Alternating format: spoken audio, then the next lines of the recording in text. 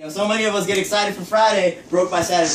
You know what I mean? So, so when my mom told me, she was like, I need your help, I need you to come back. You know, I made the decision, I had to leave school, and I went back home. And when I came back home, when I came here, you know, the one thing I had to do, which everybody else does, is I had to go get a job. You know, a job, something that's just going to leave me just over broke. You know, I don't know if you guys caught that, but I'll tell you again, job, just over broke, okay? So I was one of those people. So I'm asking you guys right now, how many of you guys got a job? How many of your asses are still broke? Exactly, right? So many, like when I heard that, I was like, that's an oxymoron. How the hell do you work a job but you're still broke? You know, and then I have so many friends who started graduating. So many of my friends were graduating, you know, as an engineer, a lawyer, a doctor. And, you know, I don't know about you guys, but when I heard that you graduated one of those fields, you made it. Right. You're making so much money.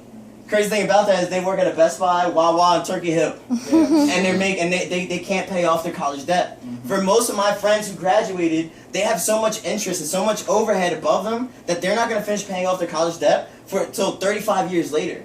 So for 35 years, they're slaving for an education that they got. You know, guys, don't get me wrong. I don't knock an education. I do not knock a job. You still need both of them no matter what. But what I'm telling you guys now is that today is changing. We are no longer working in a world that everything is going to be hourly based. By 2015, they're converting everything to a performance base. That means if you're working at McDonald's, Burger King, it's not how long you're working, it's how many burgers you flip that day. So if you only flip 2, you're only making about $8 that day.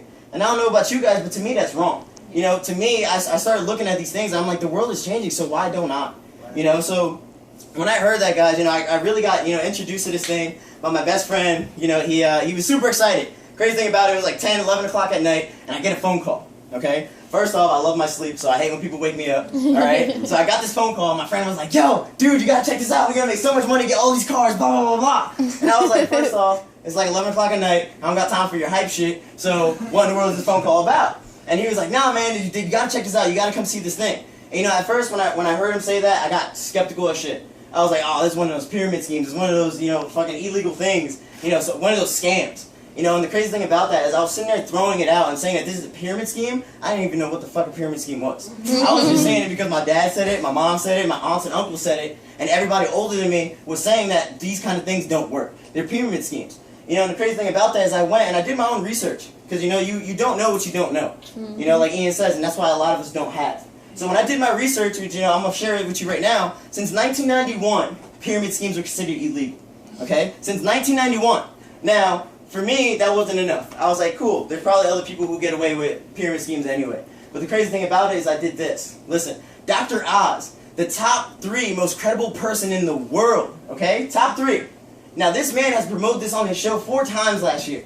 You're telling me that one of the most credible person in the world is willing to risk his reputation for something that's illegal and doesn't work?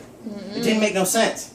You know what I mean? So when I heard that, I was just like, no. All right, cool, you almost got me. What else? So then the next thing I found out is that the NBA, you know, the thing that, you know, where they run around shooting that little hoop thing? Yeah, that thing, right? So the Phoenix Suns, you know, they sponsored the whole entire Vemma thing. They cleared out 16 skyboxes. 16 skyboxes, which they make hundreds of thousands of dollars off of that, okay? They cleared 16 out to open up a Vemma lounge, okay? A Vemma lounge where anybody who's a brand partner could go in there and drink Verve-teenies for the whole entire night and watch people run around and shoot inside of a hole, okay? So when I saw that, the Phoenix Suns, the #1 health staff in NBA, okay, they drink this product, okay? If this thing was illegal, why would the NBA even allow it to be in the league, okay? They're so performance-based, they're so strict on what their players are allowed to drink that you really think if this wasn't working, they would allow that to happen? Hell no. Hell no. NASCAR, that shit that makes the left turns all the time? Yeah, we have a car, okay? We have a car, a guy who drives around named Mike Wallace, who drives around in this Vemma car, okay? So this thing is real, guys. When I saw this, I was just like, you know what? I stopped asking myself why and started saying why not. You know, because so many of us, you know, when we see something that's too good to be true, we don't believe it. You know, it's too good to be true. You know, the crazy thing about that is that when I heard that, when I started saying that, because that was my favorite thing to say, it's too good to be true. If it was easy and it was a fast way to make money, it was too good to be true. Didn't make sense. But what I found out is that people who say that all the time never see a true opportunity. Never. Because a person who doesn't have an open mind is always closing doors. And if you're closing doors, you can never move forward. But when you keep an open mind, you're always opening new doors. You're seeing new opportunities.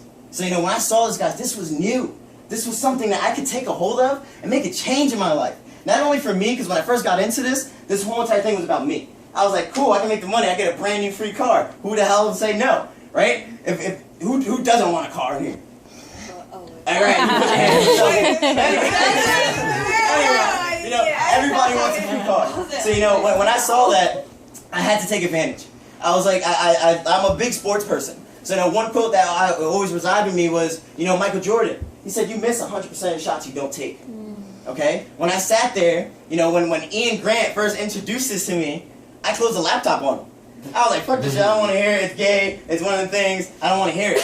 But then I thought about it. I started looking back at my life, and I started looking at everything I didn't have. Everything that I wanted, everything that I dreamed of, I couldn't get. I couldn't get because the route that everybody was going was getting the same thing. You know, nothing wrong with my parents, nothing wrong with your parents, nothing wrong with our older people, but they don't know how to make $1 million. The only thing they know how to do is what their profession is. My mom is a business owner. Okay, so when I first got into this and my mom was telling me, son, this shit doesn't work, this is not something you can do, you're not going to be able to make it.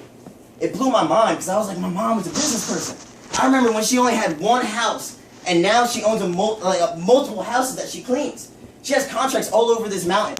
You know, she made a name for herself. It took time. Yes, everything takes time in life. Okay, this is a 3 to 5 year plan. This isn't a get rich quick, but it is a get rich if you make it happen. So, you know, when I saw that, I was just, it mind boggled me.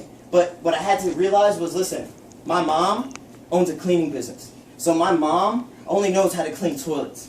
My mom is best at making a bed. My mom is not best at making $1 million. So when I realized that, I was like, I had to learn from somebody else. And you know, so when I looked at everything, when I looked at this YPR, this Young People Revolution, I started realizing that there were so many people who were 25 and younger cracking 6-figure incomes. The first home event that I ever went to, I met a kid who was only 19 years old making $250,000 a year. A year. I guarantee if every single one of us worked together and tried to save up $250,000 a year, we probably wouldn't even get close. You know what I mean? So when I saw that, I was just like, no way. It makes no sense. You're making about $20,000 a month, and I'm only making like $600 a month. I don't even know what to do with $1,000. This kid's not even 21. He can't even buy alcohol, and he's making $20,000 a month. What are you doing with your life? You know what I mean? So when I saw that, guys, I was just wowed. You know, and the crazy thing about it, the reason why these kids are making so much money is because of this thing called residual income. You know, Sarah touched on it a little bit, but when I tell you, I'm telling you this, you're going to go bonkers whenever you finish hearing about it, okay? So residual income, like Sarah said, is the whole point of doing something one time and getting paid a lifetime, right? We all know Michael Jackson, right? Yeah. Damn right. Okay, so everybody knows their Thriller, you know, get your little thing on, whatever, right? So Michael Jackson last year made $200 million dead. What? $200 million dead. We could put our whole family together. We couldn't even make $1 million. Okay? So this man made $200 million dead. We know him for the greatest artist of all time. You know, the best at what he did. His family doesn't know him for that. His family knows him for supporting beyond the grave. You know, supporting them, you know, without having to be on earth. Because the reason why is because he created a legacy. He created something that's going to live forever. And you know, and that's the crazy thing about this residual income, is that when your time is done on earth, it doesn't stop. This is something you can move on to your family. This is something that you can pass on. Yeah.